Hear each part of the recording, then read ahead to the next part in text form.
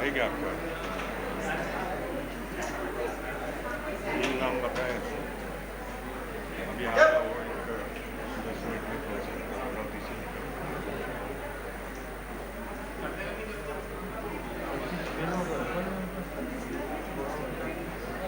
तो पूछता हूँ मैं।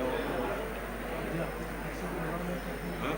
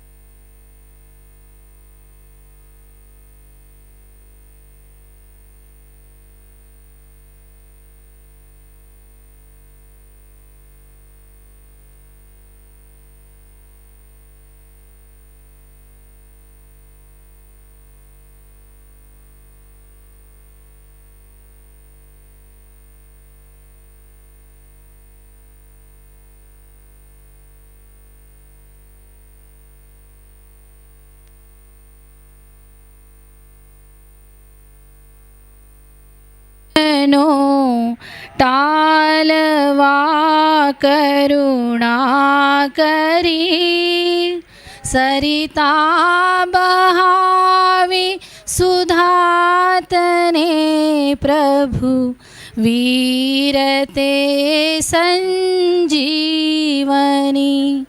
शोषाति देखी सरितने करुणाभिना हृदये करी मुनिकुंद संजीवनी समय प्राभृततने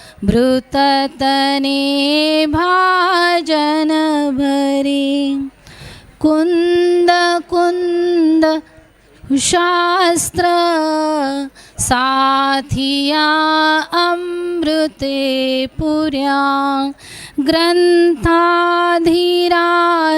तारामा भाओ ब्रह्मांडना भऱ्या अहो वाणी धारी प्रशमरस भावे नितरती मुमुक्षुने पाती अमृतरस अंजली भरी भरी अनादिनी मूर्छा विशतने त्वराथी उतरती विभावेथी थंबी स्वरूप बनी दौड़े परिणती तुछे निश्चय ग्रंथ भंग सघला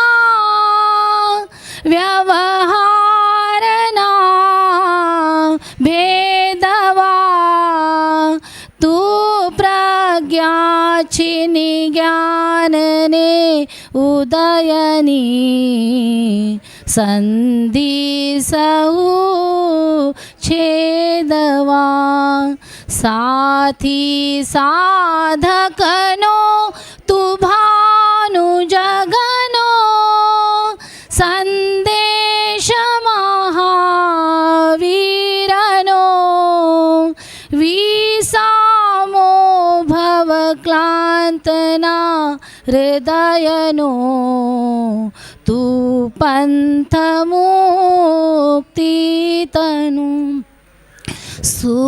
सुनेतने रसनिबंध शिथिल थाय जाने तने हृदय ज्ञानितनां जनाय तुरुचतां जगतनी रुचियालसेसो तुरीझतां सकल ज्ञायक देवरीझे बनाऊ कुंत्र कुंदननाम रत्नो नाक्षरो लखी तथापि कुंदसूत्रो नाम अंकाये मूल्यना कदी तथापि कुंदसूत्रो नाम अंकाये मूल्यना कदी.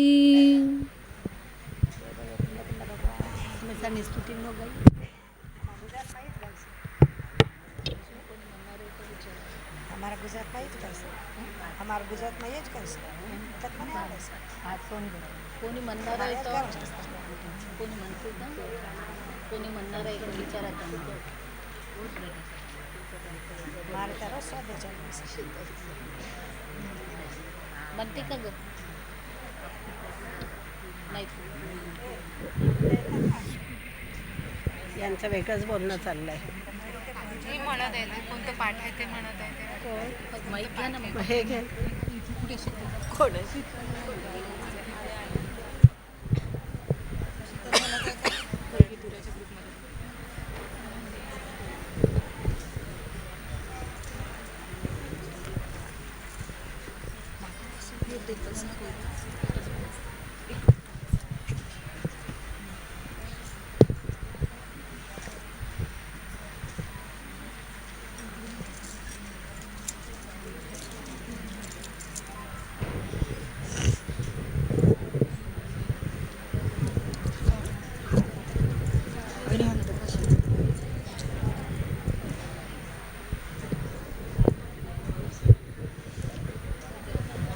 अरिहंत का शरणा जिसको मिले, सिद्धों का शरणा जिसको मिले, समकित की किरण वो पाता है।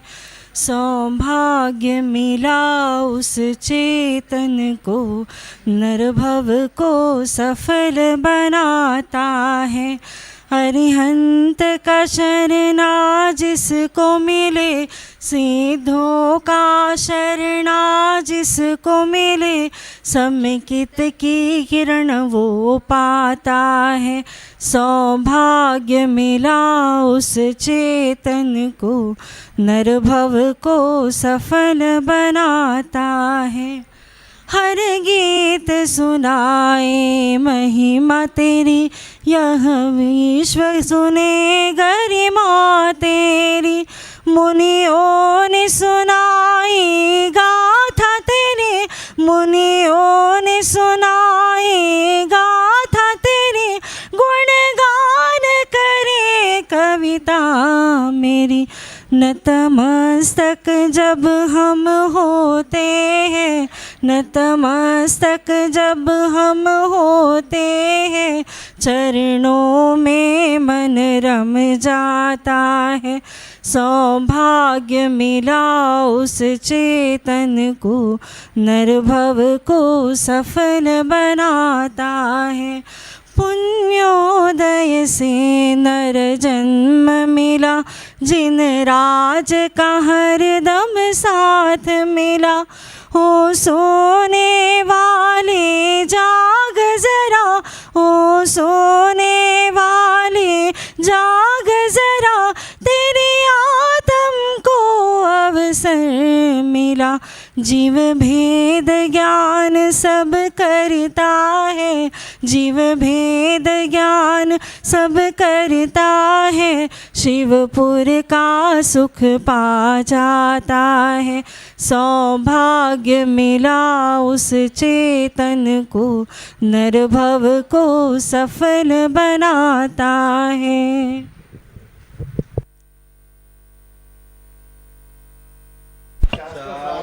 स्याद्वाद नए षट द्रव्य गुण, पर्याय और प्रमाण का। जड़ कर्म चेतन बंध का, अरु कर्म के अवसान का।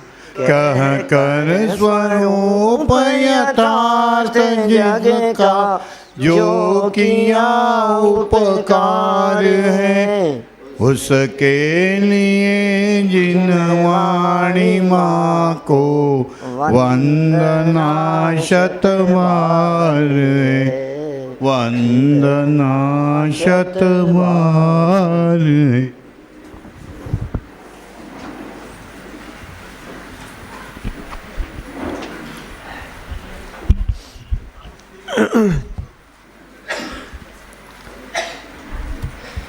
चलिए शुरू करते हैं हम लोग।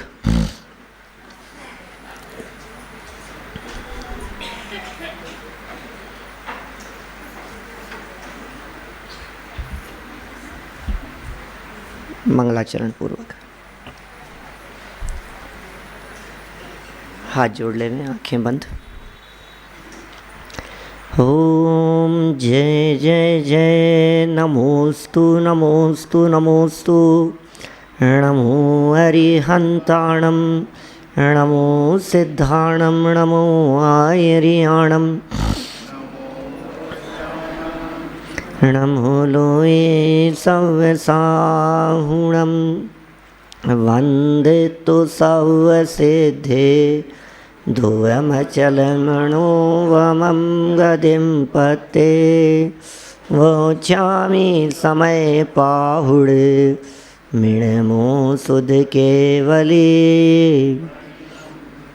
नमः समय साराय, स्वानुभूत्या चकासते।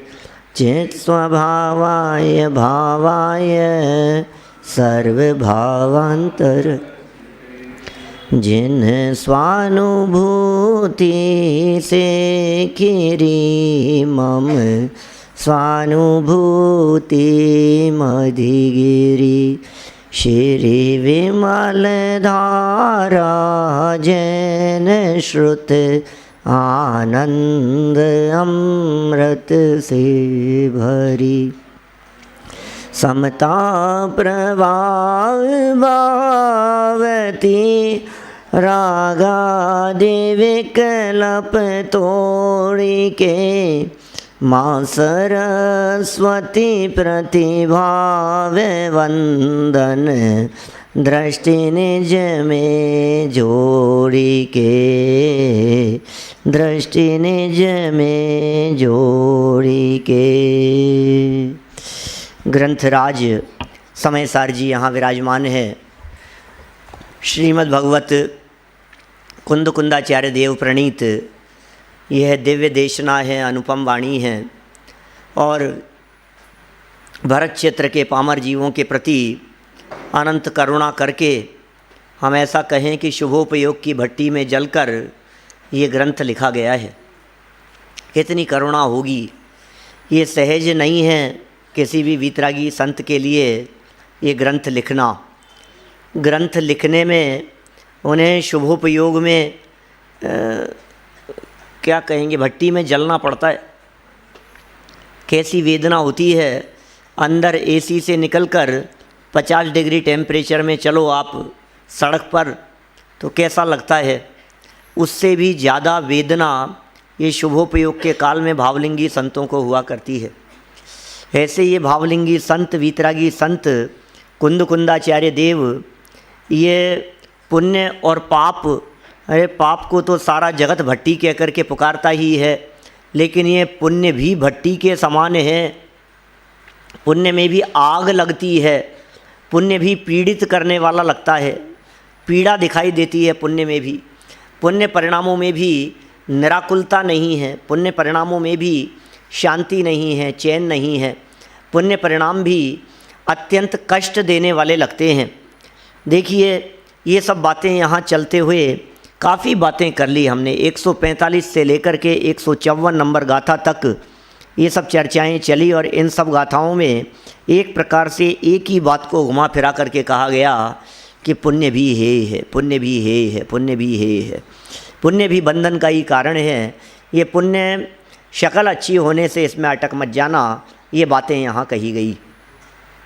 देखिए 250 नंबर पेज पर मूल गाथा दी है। पहले गाथा हम यहाँ से बोलते हैं और फिर पद्यानुवाद बोलकर इसकी टीका के संबंध में जो चर्चा चल रही थी, बहुत मार्मिक टीका है, वहाँ से चर्चा को आगे बढ़ाएंगे। परमठ बाहिराजे ते, अच्छा रिपीट कीजिए। परमठ बाहिराजे, बोलिए। ते अन्नाणेन पुण्यमेच्छन्ति,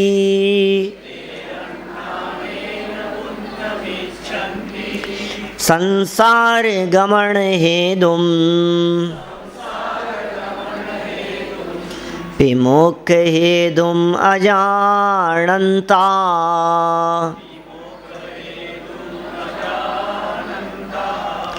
परमार्थ से है बाह्य वे जो मोक्ष मग नहीं जानते। अज्ञान से भव गमन कारण पुण्य को है चाहते। परमार्थ से जो बाह्य हैं वे सच में मोक्ष मग को जानते नहीं हैं और अज्ञान के कारण भव गमन का जो कारण बनता है, ऐसा पुण्य, माने पुण्य भी भव गमन का ही कारण है, उसी को चाहते हैं। इसकी टीका में कितने गंभीर शब्दों के प्रयोग किए थे। देखिए टीका से हम बढ़ते हैं। कुछ पंक्तियाँ जो कल अपनी हो गई थी उन्हें पढ़ते हुए आगे बढ़ेंगे। बहुत बार बार पढ़ने योग्य हैं ये पंक्तियाँ। इन पंक्तियों को पढ़ करके कुछ रहस्य निकलता है। ये कह रहे हैं समस्त कर्मों के पक्ष के क्षय से प्राप्त, कर्मों के पक्ष, कर्मों का पक्ष जिस किसी भी जीव के हृदय में पड़ा हुआ हो उसे मुक्ति नहीं मिलती है। तो समस्त कर्मों के पक्ष के क्षय से प्राप्त, बोले क्या प्राप्त होता है कर्मों के क्षय से? बोले मोक्ष मिलता है। बोले मोक्ष नहीं, कर्मों के क्षय से आत्मलाभ रूप मोक्ष होता है। माने दुनिया जिसे मोक्ष समझती है, सिद्धालय में जाएंगे वहाँ मोक्ष होगा, वहाँ मोक्ष होगा, अरहंत दशा की प्राप्ति, फिर सिद्धालय, सिद्ध दशा, अष्टम प्राग क्या ईशत प्रागवार भूमि, 8वीं भूमि है वो, अष्टम वसुधा पाने को कर्मे ये 8 द्रव्य लिए। बोले ये जो आपको लगता है ना 8वीं पृथ्वी पर जाना, वहाँ सिद्ध शिला है, वास्तव में सिद्धालय में सिद्ध भगवान तो उससे भी ऊपर हैं, सिद्ध शिला से भी ऊपर विराजमान हैं।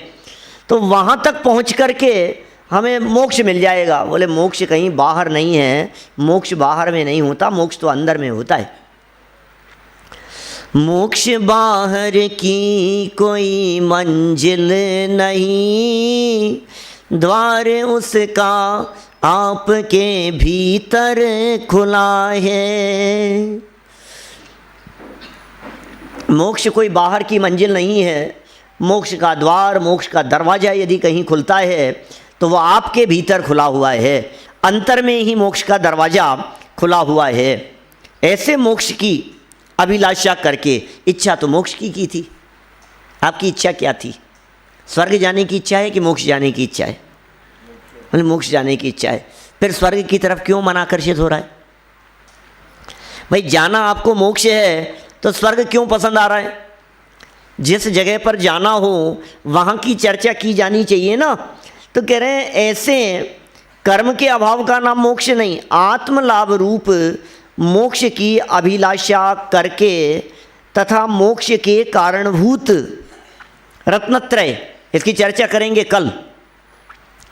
मोक्ष के कारणभूत सम्यक दर्शन ज्ञान चारित्र स्वभाव वाली तथा परमार्थभूत ज्ञान भवन मात्र एकाग्रता लक्षण वाली प्रतिज्ञा, कैसी है वो प्रतिज्ञा? बोले समय सारभूत सामयिक है। समय, ये सब एक दूसरे से जुड़े हुए शब्द हैं। देखना तथा के बाद वाले शब्दों को देखो जरा। तथा सामयिक की प्रतिज्ञा करके भी, कैसी सामयिक? समय सारभूत सामयिक, समय सारभूत सामयिक कैसी है? बोले ज्ञान भवन में एकाग्रता लक्षण वाली है। ये ज्ञान भवन में एकाग्रता लक्षण वाली कौन है? बोले परमार्थभूत सामयिक है। माने परमार्थ सामयिक किसे कहते हैं? अपने ज्ञान भवन में ही जब एकाग्रता होती है तो उस एकाग्रता जिसका लक्षण है वो समय सारभूत सामयिक है। अभी ना हमें समय की खबर है, ना समय सार की खबर है, ना समय सारभूत सामयिक की खबर है, हमें किसी की खबर नहीं है। ये समय सारभूत सामयिक की प्रतिज्ञा करके भी, इसका मतलब प्रतिज्ञा तो कुछ और की थी, नियम तो कुछ और लिया था, और क्या करने लग गए? बोले आपने संकल्प कुछ और लिया था, अब आप कह रहे हो ये तो कर रहा हूँ ना मैं। आपने संकल्प लिया था, मान लीजिए किसी भी चीज़ को त्याग करने का, और जिस चीज़ को त्याग करने का संकल्प लिया, जैसे मान लीजिए आपने संकल्प लिया रात्रि में पानी भी नहीं पीऊँगा, रात्रि में कुछ खाऊँगा पीऊँगा नहीं, फिर उसके बाद में आपने फल खाना शुरू कर दिया, मावे की मिठाई खाना शुरू कर दिया, दूध चाय लेना शुरू कर दिया। अब कोई व्यक्ति ये कहे ये क्या कर रहे हो? बोले नहीं अन्न तो नहीं खाता हूँ ना, रोटी थोड़ी ना खा रहा हूँ, इतना तो कम से कम अच्छा है। मतलब रोटी नहीं खा रहा हूँ, दाल चावल नहीं खा रहा हूँ, इतना तो कम से कम निभा रहा हूँ, इसको तो अच्छा कहो आप। लेकिन भाई प्रतिज्ञा तो तुमने इतनी ऊंची की थी, ऊंची प्रतिज्ञा लेकर के नीचा कार्य करे तो ठगाया जाएगा। ऊंचा पद लेकर के नीचा कार्य करना ये शोभा नहीं देता है, ये शोभनीक बात नहीं है। इसलिए जिस पद में हो उस पद के योग्य ही कार्य किया जाना चाहिए।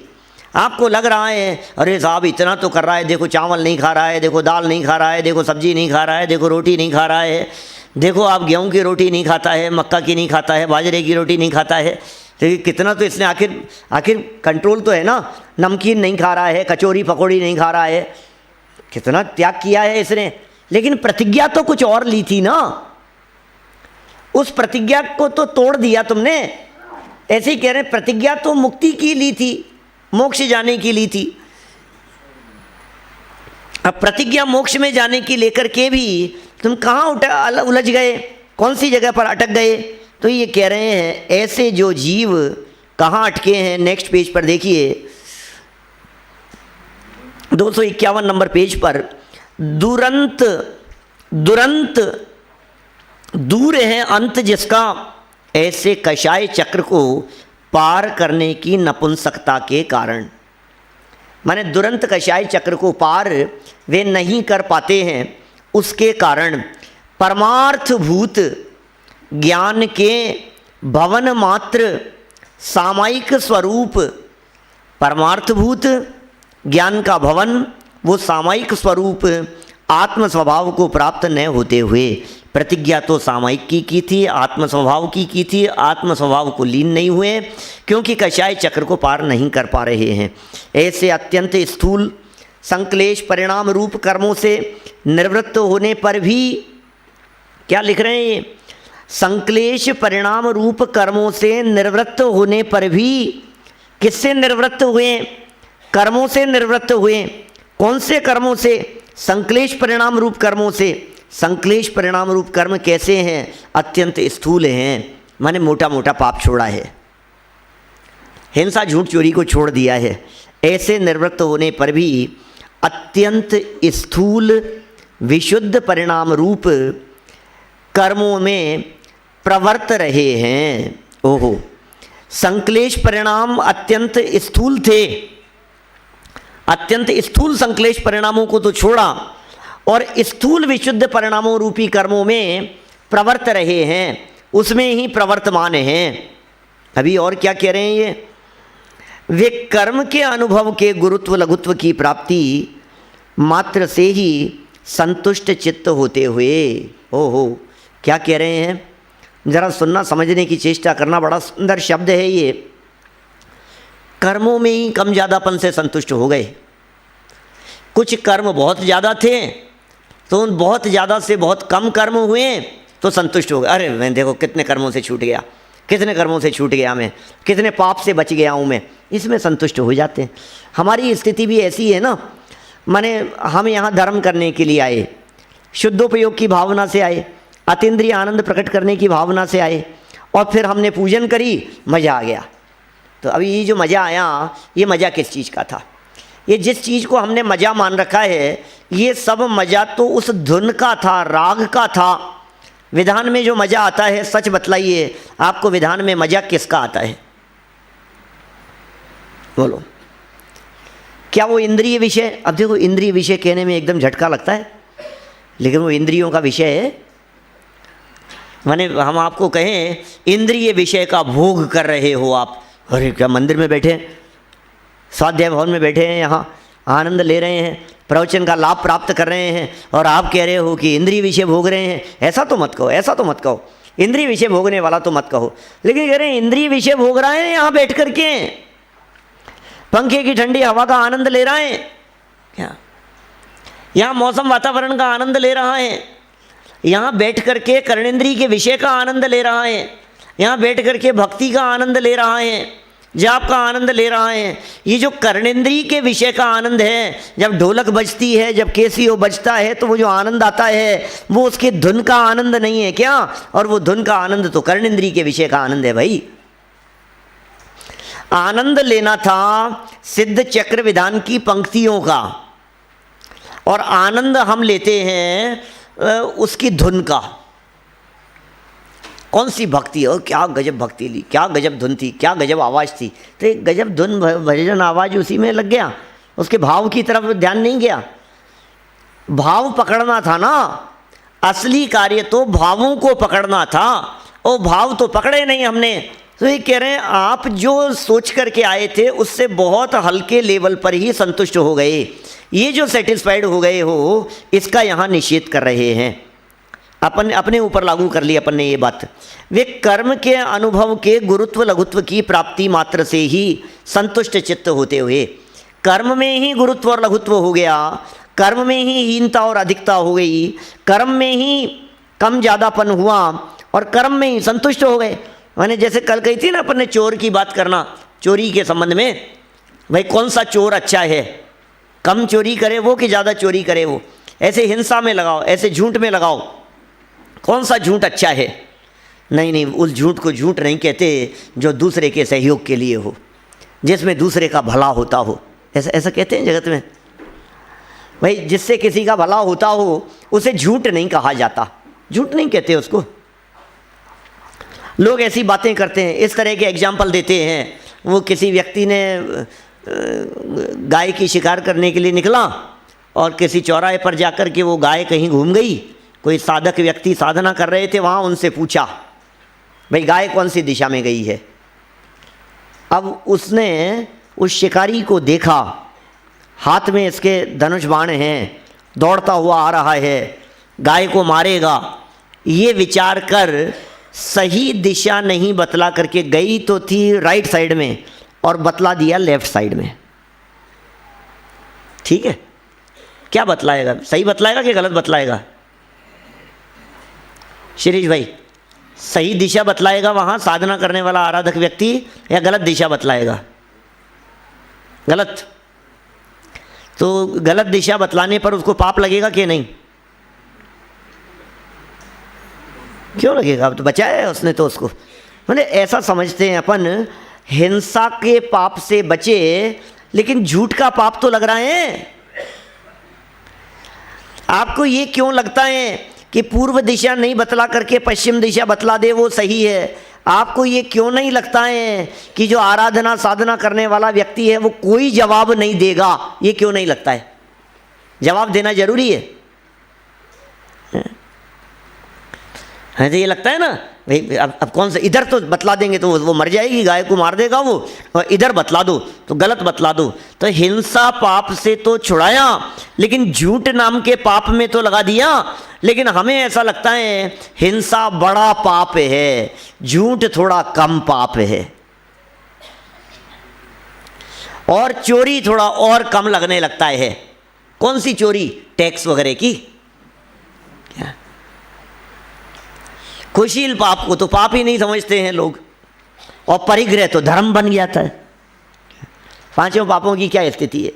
हिंसा से झूठ थोड़ा कम लगता है, झूठ से चोरी कम लगता है, चोरी से खुशील, और उससे तो परिग्रह त्याग, तो ऐसा परिग्रह तो ऐसा लगता है जैसे पाप ही नहीं हो। ये कह रहे हैं भैया पांचों पाप थे, पांचों पाप छोड़ने योग्य थे, उन पाप में से कोई अच्छा और कोई बुरा ये हमने हमारी बुद्धि से डेढ़ अकल से समझ लिया है, और ये समझ लेना ये निषेध कर रहे हैं इसका। ऐसा जिस व्यक्ति ने समझ लिया है, कर्म के ही अनुभव के गुरुत्व लघुत्व की प्राप्ति इतने मात्र से संतुष्ट होकर के, संतुष्ट चित्त होते हुए भी स्वयं स्थूल लक्ष्य वाले होकर, ये लक्ष्य ही स्थूल हो गया। आपने यदि हिंसा से बचाया गाय को मरने से बचाया, तो आपने तो लक्ष्य ही गलत बना लिया। आपने हिंसा को ही पाप समझ लिया। अरे कषायों के संदर्भ में बात कही जाती है तो लोग ऐसा समझते हैं क्रोध करना ही कषाय है, मान करना कषाय समझते ही नहीं। मायाचार और लोभ हमारे को कषाय नहीं लगती है। बोलो दिल पर हाथ रख करके सोचना, हृदय में मान कषाय है तो आपको लगता है क्या कि मैं कषाई हूँ? लोभ बहुत है तो लगता नहीं है कि मैं कषाई हूँ। मायाचार करते हुए कषाई नहीं लगता है, और क्रोध थोड़ा सा भी करे तो स्वयं को भी लगता है और आस पड़ोस वालों को भी लगता है। वो कहने लगते हैं देखो कितने कषाई है, ये कैसे कषाय करते हैं। इसका मतलब कषाय क्या क्रोध ही है? मान माया लोभ भी तो कषाय हैं। और हास्य आदि की तरफ चले जाओ तो वो तो कषाय का रंश मात्र भी नहीं लगता है उसमें। हास्य कषाय कौन कहेगा? हंस रहे हैं साहब वैसे तो कौन कहेगा कषाय कर रहे हैं? कैसी कषाय है? क्रोध व्यक्ति करता है तो महाकषाय दिखाई देता है, मान मायाचार लोभ हो तो कषाय नहीं दिखता है। देखिए इस तरह से स्थूल लक्ष्य वाले होकर संक्लेश परिणामों को छोड़ते हुए भी समस्त कर्मकांड को जड़मूल से नहीं उखाड़ते। प्रतिज्ञा सामायिक की थी, प्रतिज्ञा शुद्धोपयोग की थी, और शुद्धोपयोग की प्रतिज्ञा करके भी स्थूल लक्ष्य वाले हो गए। मैं यदि इस बात को और लौकिक दृष्टि से बात करूं तो मैं ये कह सकता हूँ कि प्रवचन सुनने के लिए आए थे और आपने ये सोच लिया अरे यहाँ आने से सब लोगों से मिलना जुलना हो जाता है। मैदान का आयोजन है, सब लोग आते हैं, सब लोगों से मिलना हो जाता है, थोड़ा सा मॉर्निंग वॉक हो जाती है, थोड़ा टहलना हो जाता है, थोड़ा टाइम पास हो जाता है। अब तुमने लक्ष्य ही क्या बनाया? माने जो उत्तम लक्ष्य था तत्वज्ञान की प्राप्ति करना, उस परम लक्ष्य को छोड़कर आप इन लौकिक प्रयोजनों में उलझ गए, छोटी छोटी बातों में उलझ करके और अटक करके रह गए, तो तुमने ये सब को मटिया मेट कर दिया। माने ऐसा है कि हम यहाँ प्रवचन करने के लिए आए और कहे कैसा लगा, तो भाई प्रवचन कैसा लगा वो बात होनी चाहिए, और आपको लगे कि नहीं नहीं व्यवस्थाएं अच्छी थी, भोजन अच्छा था, खान पीन बहुत अच्छा था, तो ये तो प्रयोजन ही नहीं है हमारा। यदि ये प्रयोजन यदि आपके दिमाग में आ रहा है तो स्थूल लक्ष्य वाले ऐसे शब्द का प्रयोग किया है इसके लिए। आपका लक्ष्य स्थूल हो गया है, और आपका हमारा क्या, यहाँ तो उनकी बात कर रहे हैं जिन्होंने अत्यंत स्थूल सारे पाप कर्मों को छोड़ दिया है। हम तो पाप में रचे पचे लोग हैं सब लोग, जिन्होंने पाप परिणाम जिनके जीवन में नहीं है। चत्वा पापारंभम 79 नंबर गाथा है प्रवचन सार की, इसी संदर्भ में है वो गाथा। चत्वा पापारंभम समुत्थिदो वा सुहम्मी चरियम्मी न जहदी यदि मोहादि न लहदी सो अपगम शुद्धम। समस्त पापारंभ को छोड़ करके और पूरी तरह से शुभ चारित्र में उद्यत होने पर भी जो मोह को नहीं छोड़ता उसे शुद्ध आत्मा की उपलब्धि नहीं होती। या आत्मा की उपलब्धि नहीं हो रही है, इसका मतलब क्या है? इसलिए नहीं हो रही है उसे आत्मा की उपलब्धि क्योंकि वो शुभ चारित्र को ही धर्म मान करके बैठा है। हमने शुभ को ही धर्म मान लिया। टोडरमल जी ने लिखा है ऐसा कि गुरु नहीं मिले तो क्या करना, कि जो गुरु नहीं है उनको तो गुरु नहीं माना जा सकता है।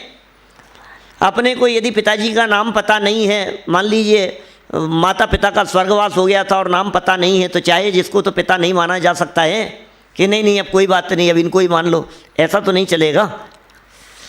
इस तरह है ये समस्त कर्मकांड को जड़ मूल से नहीं उखाड़ता। समस्त कर्मकांड का अर्थ पुण्य भाव को, यहाँ समस्त कर्मकांड का अर्थ पाप नहीं है, यहाँ पुण्य ही है। कैसे लगाया भाई साहब, पुण्य कैसे लगाया आपने ये बताइए। समस्त कर्मकांड का अर्थ भरत भाई पुण्य कैसे लगेगा? पाप नहीं है, समस्त में तो सब आएंगे ना, पाप पुण्य दोनों आएंगे ना। लेकिन मैं कह रहा हूं कि यहां पर समस्त कर्मकांड का अर्थ पाप नहीं पुण्य लगाना है। क्यों? क्योंकि संक्लेश परिणामों को तो छोड़ दिया, वो तो पहले ही छोड़ करके आया है ना। यहां संक्लेश परिणाम को छोड़ करके माने पाप परिणाम तो उसने छोड़ दिया है, फिर भी कर्म को नहीं छोड़ रहा है, समस्त कर्म को। अब कौन से बचे हैं भाई साहब अभिनंदन जी? पुण्य ही बचा है अब तो, क्योंकि पाप तो छूट गया था और पुण्य उसको जड़ मूल से नहीं उखाड़ते। जड़ मूल से नहीं उखाड़ने का अर्थ ये है पुण्य को त्याग करने योग्य ऐसा कहते तो हैं, पुण्य छोड़ने योग्य है ऐसा बोलते तो हैं, लेकिन फिर भी हर पल अपना पुण्य में ही बिताना चाहते हैं। पुण्य का परिणाम अच्छा लगता है और पुण्य का उदय भी अच्छा लगता है। सबकी स्थिति है हम सबकी, क्योंकि हमारी जो भूमिका है ना, इस भूमिका में पुण्य का उदय सबको अच्छा लगता है। अभी प्रवचन सभा में किसी से पूछ लो यहाँ पुण्य भला है कि पाप भला है, तो आप क्या कहोगे कि नहीं नहीं दोनों ही बुरे हैं, दोनों ही बुरे हैं। पाप चाहिए कि पुण्य चाहिए? बोले हमें तो पाप भी नहीं चाहिए और पुण्य भी नहीं चाहिए, ये दोनों ही नहीं चाहिए हमारे को, तो पक्का दोनों नहीं चाहिए। और फिर हम आपसे कहें चलो मर करके नरक में जाना है कि स्वर्ग में, कहाँ जाना है? फिर कहता है स्वर्ग ही ठीक है। अब जब टाइम ही पास करना है तो स्वर्ग ही ठीक है ना। फिर इसका मतलब हमें पाप की तुलना में पुण्य का उदय ज़्यादा पसंद आ रहा है, और ये उसका निषेध कर रहे हैं। ये कह रहे हैं ज्ञानियों को पुण्य का उदय पसंद नहीं आता है। पुण्य का उदय क्यों पसंद आएगा ज्ञानियों को? क्योंकि ज्ञानियों ने उस पुण्य के उदय को हेय समझा है। ज्ञानियों ने उस पुण्य के उदय में ये समझा है कि ये पुण्य का उदय भी हमें वही दिलाने वाला है जिसमें सुख नहीं है। पुण्य के उदय में क्या मिलेगा आपको? लौकिक अनुकूलताएं मिल जाएगी। पुण्य के उदय में घर बार मिल जाएगा, अच्छा गाड़ी बंगला मिल जाएगा। परिमल जी माने क्या मिलेगा बोलो? पुण्य के उदय से सब अच्छा अच्छा मिल गया हमारे को। अब वो अच्छा मिला तो क्या उसमें सुख मिला? बोले सुख तो उसमें था ही नहीं। जब सुख नहीं था तो फिर किस बात का आकर्षण था? तो इस तरह से कह रहे हैं, जड़ मूल से नहीं उखाड़ते, उन लोगों की अज्ञानता का चित्रण यहाँ किया है। ये कह रहे हैं इस प्रकार वे स्वयं अपने अज्ञान से, स्वयं अपने ही अज्ञान से केवल अशुभ कर्म को बंध का कारण मानकर, पाप कर्म को तो बंध का कारण माना और व्रत नियम शील तपादि शुभ कर्मों को बंध का कारण होने पर भी उन्हें बंध का कारण न मानकर, व्रतशील संयम से जो बहुत जिनका नाम सम्मान है वो भी सब ऐसी बातें कहते हैं, नहीं नहीं पुण्य से आप कैसे मानते हो, पुण्य से ऐसा कैसे मान सकते हो आप, पुण्य से तो धर्म होता है, पुण्य से तो निर्जरा माननी पड़ेगी, पुण्य से तो संवर मानना पड़ेगा, शुभ भाव से संवर और निर्जरा नहीं मानने वाले ये बोले ये सब जैन नहीं है। ऐसा ऐसा कैसे बात? पुण्य और शुभ भाव से संवर निर्जरा नहीं मानने वालों को जैन नहीं मानते हैं। ऐसे ऐसे लोग भी इस धरती पर हैं जैन समाज के। वो ऐसी बातें करते हैं कि आप यदि ये पुण्य की बातों को, शुभ भाव की बातों को यदि बंधन कहोगे तो आप जैन नहीं हो, क्योंकि पुण्य और शुभ भाव तो निर्जरा का कारण है। और यहाँ क्या लिख रहे हैं अमृत चंद्राचार्य देव? मुझे लगता है बिना पढ़े बात करते हैं वो लोग, उन्होंने पढ़ी नहीं है ये बातें, और यदि उन्होंने ये बातें पढ़ी है फिर भी जगत के जीवों को भ्रमित करना चाहते हैं, धोखे में रखना चाहते हैं। कैसे जंजाल में उलझाने की क्रियाएं दिखती है उन सब की। इस तरह क्या कहा यहाँ, वे स्वयं के अज्ञान से, स्वयं अज्ञानी हैं वे, ये सिद्ध कर रहा है इस बात को। अमृत चंद्राचार्य देव कह रहे हैं इस बात को सिद्ध किया जा रहा है कि वे स्वयं अज्ञानी हैं और स्वयं के अज्ञान से केवल अशुभ कर्म को बंध का कारण समझ रहे हैं। पाप को बंध का कारण समझ लिया, बस पाप मत करो, पाप मत करो, पाप मत करो, इसको बंध का कारण समझ लिया और इसलिए पाप से निवृत्त हो गए। हमें भी कैसा लगता है, आप हमेशा सच बोलने लगो तो आपको अंदर से कैसी फीलिंग आती है? बहुत झूठ बोलते थे पहले और अब सच बोलने लग गए तो कैसा लगता है? अरे आपको पता नहीं है पंडित जी, पहले तो मैं क्या क्या करता था, क्या क्या पाप नहीं किए मैंने, और अब मैं सही मार्ग पर लग गया। तो अभी ये जो आपको जो फीलिंग आ रही है ये पुण्य में आकर्षण की फीलिंग है या नहीं है, शुभ भाव में सेटिस्फेक्शन की फीलिंग है या नहीं है, तो उसको यहाँ निषेध कर रहे हैं। अज्ञान से अशुभ कर्म को तो आपने बंध का कारण जाना, हिंसा झूठ चोरी कुशील परिग्रह को तो बंध का कारण जाना, परिग्रह को नहीं, हिंसा झूठ चोरी कुशील को, बस परिग्रह को बंध का कारण नहीं जाना। परिग्रह को यदि बंध का कारण या पाप जानते तो परिग्रह इकट्ठा करने की तरफ दौड़ते नहीं। पुण्य से कमाया हो, न्याय से कमाया हो या अन्याय से कमाया हो, दो ही तरह से कमाई जाएगी ना संपत्ति। भाई हमने न्याय से कमाई है और इन्होंने अन्याय से कमाई है, तो अब आपको क्या लगता है कि अन्याय से कमाया है वो तो बुरा है और न्याय से कमाया है वो तो ईमानदारी का है? भाई साहब एक नंबर का पैसा है, सब पूरा एक एक पाई पाई टैक्स दिया है हमने, सब एक नंबर का है, सब ईमानदारी का है। तो ये ईमानदारी का पैसा, ईमानदारी का धन, ईमानदारी से कमाई गई और एकत्रित की गई संपत्ति, ये पाप है या नहीं है? पाप क्यों है? ईमानदारी से किया है हमने तो। अरे पाप है ना, क्योंकि वो परिग्रह है और परिग्रह को तो पाप कहते हैं। न्याय और अन्याय से कमाना ये तो बात की बात हो गई, ये तो सेकंड बात हो गई, सेकंड लेवल पर जाकर के बात की। पहले लेवल पर ये बात तो बतलाइए कि आपने जो कमाया है ये कौन सा धर्म है कि पुण्य है कि पाप है? जो कमा करके इकट्ठा किया है इसको तो जिनागम में पाप कह करके पुकारा है, ये तो परिग्रह नाम का पाप है। ये परिग्रह पाप है, ये हमें लगता ही नहीं है, पाप जैसा नहीं लगता है, हम उसमें न्याय तलाशने लगते हैं। अन्याय से कमाया हुआ भी परिग्रह पाप है और न्याय से कमाया हुआ भी 5वें नंबर का पाप ही है। क्या दोनों ही पाप हैं, लेकिन हम न्याय तो हावी हो जाता है और परिग्रह नहीं दिखता है हमारे को।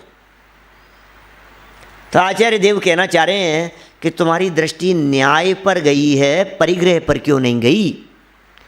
और न्याय बताएं क्या है? न्याय ये है कि जिस वस्तु का जिधर से जिधर पहुंचना है अपनी योग्यता से, वो वस्तु अपनी योग्यता से वहाँ पहुँचेगी, इसका नाम न्याय है। इस स्वीकृति का नाम न्याय है। हम तो कमाने में न्याय लगता है, कमाने में भी न्याय लग रहा है, उसमें काय का न्याय है? उसमें माने कमाने में न्याय नहीं है, न्याय तो इस बात के समझने में है कि मैं परद्रव्य का कर्ता धर्ता नहीं हूँ। न्याय मार्ग को कभी न छोड़ें, ये जो बात कही गई है, मेरी भावना में कही ना, न्याय मार्ग को कभी न त्यागें, ऐसी जो बात कही है, इसका भाव क्या है? इसका अर्थ यह है, न्याय माने दो द्रव्यों की स्वतंत्रता, न्याय माने एक द्रव्य दूसरे द्रव्य के साथ में मिला नहीं है, न्याय माने दो द्रव्यों की मिलावट नहीं है, इसका नाम न्याय है। हमें ये जो मिलावट का जो काम है हमारा, इसको इसमें मिला दो और इसको इसमें मिला दो, ये अन्याय कर रहे हैं प्रतिक्षण। ये पर वस्तु मेरी है, इसे अपनी कहना ये अन्याय है, और ये मेरी नहीं है, ये पर वस्तु को पर वस्तु जानना, इसका नाम न्याय है। तो अज्ञान के कारण सिर्फ और सिर्फ अज्ञान हावी होता है, इस कारण अशुभ कर्म को ही पाप बंध का कारण जानते हैं, पाप बंध को ही बंध जानते हैं, और व्रत को, शील को, नियम को, तप को, इनको शुभ कर्मों को बंध का कारण होने पर भी, ये शुभ बंध के कारण है, ऐसा होने पर भी उन्हें बंध का कारण नहीं मान करके मोक्ष के कारण रूप से अंगीकार करते। समाज की यही स्थिति है। थोड़ा गंभीरता से यदि अपन इस मुद्दे को देखेंगे तो आपको लगेगा सबसे बड़ी भ्रांति है ये। आचार्य देव ने भी जो 10 गाथाएं कही है, इन 10 गाथाओं को कहने के पीछे उनका प्रयोजन क्या है? उनका मूल प्रयोजन तो यह है कि जो पुण्य धर्म बन करके बैठा था उसके ऊपर चोट मारना। 145 नंबर गाथा में कही थी बात, समझ में आ गई थी। फिर 146 से 49 तक कही तो समझ में आ गई। फिर 150 कहने की ज़रूरत नहीं थी, फिर कह दी तो चलो फिर समझ में आ गई, टीकाओं में समझ में आ गई। फिर 151 में फिर वही बात, 152 में वही बात, 153 में वही बात, फिर 154 में वही बात। बार बार में ये बात इतनी तरह से क्यों कह रहे हैं? ये बार बार में ये बात कहने का प्रयोजन तो यह है कि किसी न किसी तरह इसकी मान्यता टूटनी चाहिए। बस जो पुण्य धर्म बन करके बैठा है वो मान्यता हमारी टूटनी चाहिए। ये मान्यता नहीं टूट रही है। फिर घूम फिर करके अभी कितना भी सुन लो, अभी इतने दिन से अपन सुन रहे हैं और बराबर हमारे को लग रहा है कि हाँ भाई पुण्य तो पाप जैसा ही है, पुण्य तो पाप जैसा ही है, पुण्य में धर्म मानना ये भ्रम है, ये सब बात सही है, सब बातें सही समझ में आ रही है। और फिर वही पूजन विधान में आनंद आता है हमारे को, फिर वही भक्ति में आनंद आता है, फिर वही प्रवचन में आनंद आता है, फिर वही ऐसा लगता है पंडित जी 3-3 समय प्रवचन सुनते हैं। हम तो 3-3 समय सुनते हैं। अब ये 3 समय प्रवचन सुनते हो, ये कह करके क्या कहना चाह रहे हो? पंडित जी हम भी धर्म करते हैं। आप ये बात कह करके क्या कहना चाहते हैं? यही कहना अरे नहीं, 3 बार तो सुनते ही हैं, इसके अलावा भी सुनते हैं। फिर गुरुदेव का सुनते हैं, फिर ताई का प्रवचन चलता है उसका सुनते हैं, फिर अपना भी स्वाध्याय करते हैं। 6 घंटा हमारा सब पुण्य में बीतता है दिन भर में। और पुण्य में क्या बीतता है? धर्म में बीतता है। ऐसी फीलिंग आती है अंदर से, इतना संतुष्टि अपने को लगती है कि हम इससे ज़्यादा और क्या करेंगे, इतना तो धर्म करते हैं। 24 घंटे में से अभी आपको भले ही यहाँ अभी धर्म शब्द थोड़ा सा अटपटा लगे, क्योंकि बार बार में वही बात चल रही है ना, लेकिन कोई व्यक्ति यदि आपको पापी कहे यहाँ से बाहर निकलने पर, ये देखो ये अंदर से आ गए मंदिर से निकलते हुए, बोले ये देखो ये पापी हैं, ढोंग करते हैं, सब कोई धर्म वर्म कुछ नहीं है, ऐसा कोई आस पड़ोस वाला कोई व्यक्ति कह देवे तो अंदर में जो आग लगती है और अंदर से जो धर्मात्मापन निकल करके सामने आता है। तुम मुझे पापी कह रहे हो, मेरे को पापी कह रहे हो? अपने आप को देखा है तुम? अब मेरे को देखा है?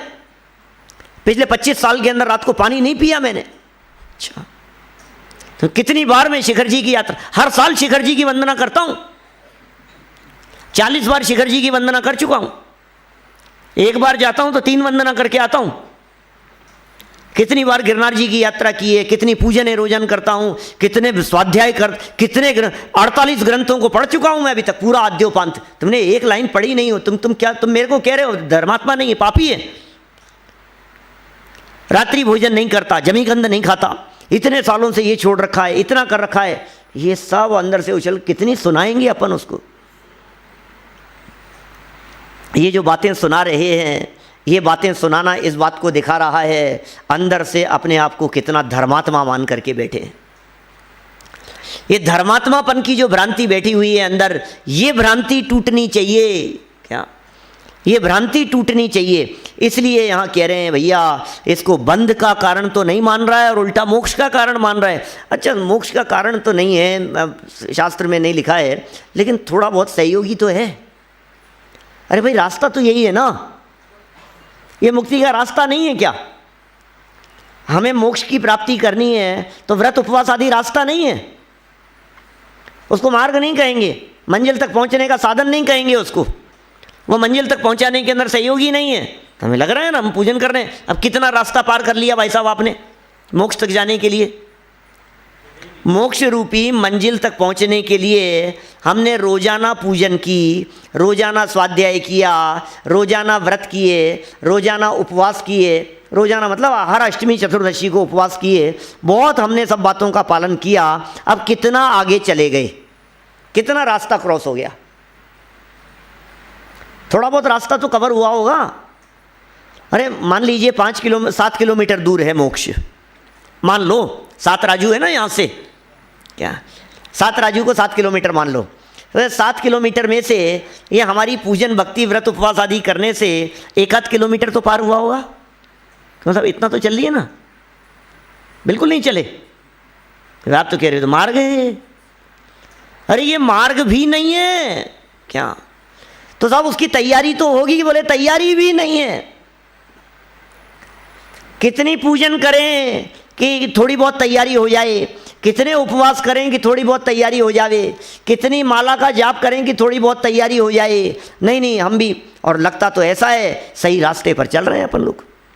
अपने दिल में झांक करके देखो तो अंदर से यही बात उछलती है शुभम भाई, बात ऐसी उछलती है कि हम तो कितना धर्म कर रहे हैं और हम धर्म के मार्ग पर लगे हैं। भरत भाई धर्म के मार्ग पर नहीं लगे हैं आप, सोचना जरा।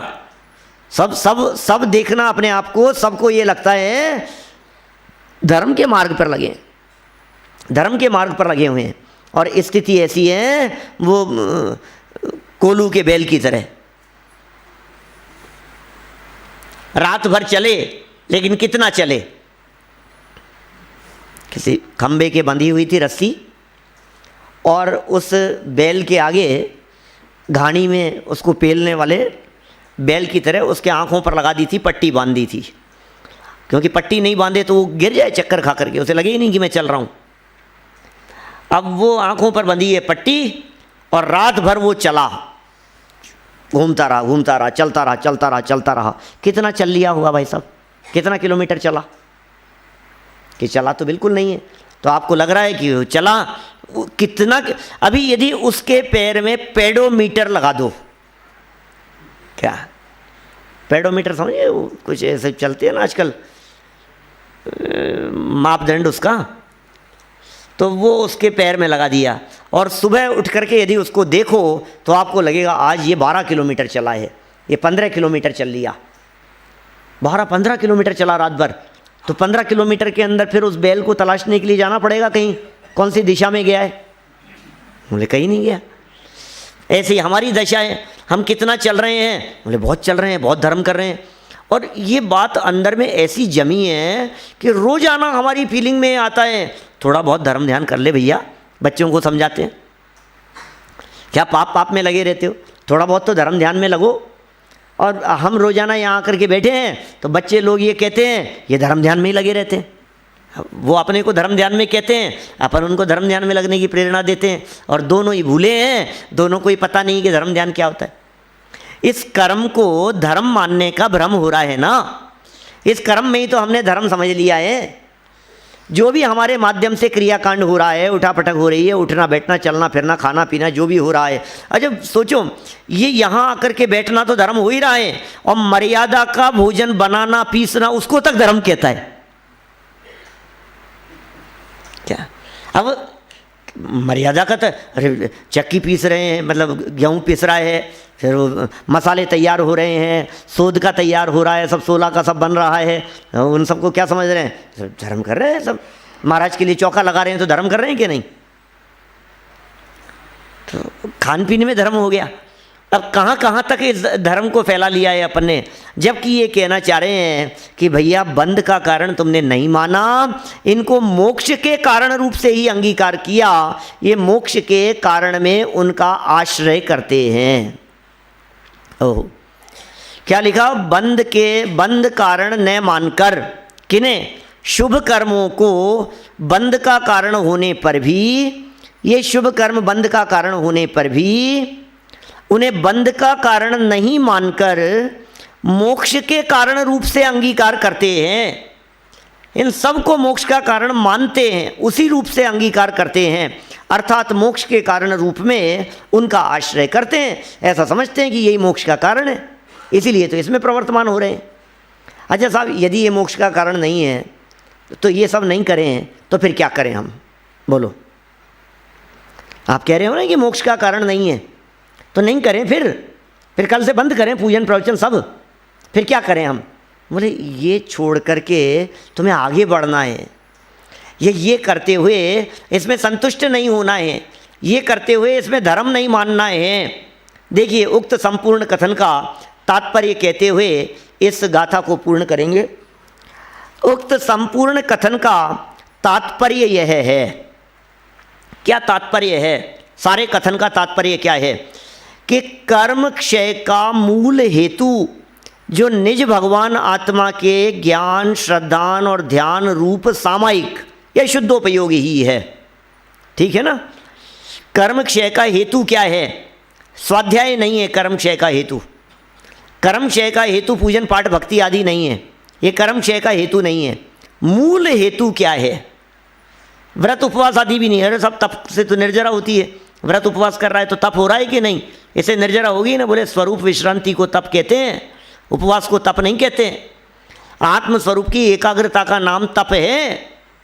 हमें लग रहा है कि ये तप हो रहा है, तप ये नहीं है कुछ भी तप, उपवास आदि की सब शास्त्रों में लिखा है। अरे शास्त्रों में तो इसलिए लिखा है कि भोजन त्याग के काल में उपयोग अंदर स्वभाव सन्मुख हुआ, इसलिए तप कहलाया। वो अकेले भोजन के त्याग का नाम उपवास नहीं कहा है। भोजन को त्याग कर परिणामों को जब स्वभाव सन्मुख किया तो उपवास कहलाया। अब ऐसे उपवास को जाना नहीं हमने, तो देखिए क्या क्या लिख रहे हैं यहाँ। कर्म क्षय का मूल हेतु क्या है भाई साहब, निज भगवान आत्मा का ज्ञान, निज भगवान आत्मा का श्रद्धान और निज आत्मा का ध्यान, यही कर्म क्षय का हेतु है। और इसे ही शास्त्रों में सामायिक का है, इसे ही शुद्धोपयोग कह करके पुकारा है। शुद्धोपयोग किसका नाम, सामायिक किसका नाम, बोले इसी का नाम शुद्धोपयोग है, इसी का नाम सामायिक है। शुभाशुभ भाव नहीं, ये शुभाशुभ भाव नहीं किसके लिए कह रहे हैं, ऊपर वाली लाइन के लिए। कर्म क्षय का मूल हेतु ये था शुद्धोपयोग, और शुभाशुभ भाव नहीं, शुभाशुभ भाव कर्म क्षय के हेतु नहीं है। या तो अशुभ भाव होते रहते हैं या शुभ भाव होते रहते हैं, क्योंकि शुभाशुभ भाव तो कर्म बंध के कारण है। अशुभ भाव से पाप कर्म का बंधन होता है, शुभ भाव से पुण्य कर्म का बंधन होता है। अबंध दशा तो दोनों में नहीं है। और अज्ञानी जीव इस बात को गहराई से समझते नहीं और पुण्य भाव को ही कर्म क्षय का हेतु जानकर उसी में मग्न रहते हैं। बोलो अभी कितना बीच में चला ऐसा, महीने 2 महीने पहले मैंने जिनमें ये बातें आई सामने, भैया ये तो कर्म क्षय का हेतु है, इससे कर्म क्षय होते हैं, पुण्य से कर्म की निर्जरा होती है, और ऐसा कहते हैं पुण्य भाव से पाप की निर्जरा होती है, ऐसा समझो आप। शुभ भाव से अशुभ की निर्जरा होती है, शुभ भाव से अशुभ की निर्जरा होगी। अरे एक दूसरे को काटते नहीं है, कभी भी ध्यान रखना। ये पुण्य कभी भी पाप को नहीं काटेगा, पाप कभी भी पुण्य को नहीं काटेगा। पाप और पुण्य एक दूसरे के जुड़वा भाई हैं, और भाई भाई में कभी नहीं होता है ऐसा एक दूसरे को काटे। आपको लगे कि पुण्य करने से पाप कट जाएगा, पुण्य करने से पाप कटेगा नहीं, पुण्य भाव करने से पाप के ऊपर एक नई लेयर और चढ़ जाएगी। क्या कहा, ध्यान देना क्या कह रहा हूं। पाप तो था ही, अब आपने पुण्य किया तो पुण्य करने से पाप कट गया होगा। बोले पाप नहीं कटा, वो पुण्य की परत और चढ़ गई। और पाप के ऊपर पुण्य की परत चढ़ गई, फिर पुण्य के ऊपर पाप की परत, फिर पाप के ऊपर पुण्य की परत, कोई कट थोड़ी ना रहा है। अपने को लगता है इतना पाप किया था, ये पाप तो कट गया, ये पाप तो, क्योंकि अब अपन ने यहाँ पूजन विधान कर लें, सिद्ध चक्र विधान से कितने पाप कटे होंगे? पाप कटेंगे कि पुण्य बंधेगा? पहले नक्की करो क्या क्या होगा। भाई सिद्ध चक्र विधान करने से पाप कटेगा या पुण्य बंधेगा? ये पाप कट रहे हैं कि पुण्य बंध रहा है? पुण्य बंध रहा है। तो बंध रहा है पुण्य और मान रहा है पाप कट रहा है, कितनी बड़ी प्रॉब्लम है। समझ में ही फर्क हो गया है। हमारे परिणामों से, ये पुण्य पाप के परिणामों से कर्म बंधते हैं भाई साहब, कटते नहीं है कि नहीं साहब उनका अपकर्षण, अरे अपकर्षण हो जाता है तो भी वो कर्म परमाणु तो रहते हैं उतने ही, कर्म कहाँ कटेंगे। ये निर्जरा तो होती ही नहीं है शुद्धोपयोग के बिना। शुद्धोपयोग, और यदि उसको दूसरे शब्दों में कहें तो शुद्ध परिणति, क्योंकि शुद्धोपयोग तो बहुत अल्प समय के लिए होता है, अल्प समय के लिए शुद्धोपयोग, और वहाँ से निकल करके बाहर आए तो जो शुद्ध परिणति है, पुण्य करने से पाप कर्म का अपकर्षण हो गया, इसका उत्कर्षण हो गया। बोले उत्कर्षण अपकर्षण में कुछ दम नहीं। नहीं नहीं साहब, संक्रमण भी हो जाता है। अरे क्या संक्रमण करेगा, तो भी कटेगा नहीं, वो है जहाँ का तहाँ ही। तो ये यहाँ स्पष्ट शब्दों में बात कह रहे हैं, ये शुभाशुभ कर्म जो हैं ये मुक्ति के मूल हेतु नहीं है, क्योंकि शुभाशुभ भाव तो कर्म बंध के कारण है, और अज्ञानी को इस बात को गहराई से समझते नहीं हैं। अज्ञानी जीव इस बात को गहराई से समझते नहीं हैं, और पुण्य भाव को ही कर्म क्षय का हेतु जान लेते हैं। पुण्य भाव ही कर्म क्षय का हेतु समझते हैं और उसी में मग्न रहते हैं, इसी में लीन रहते हैं।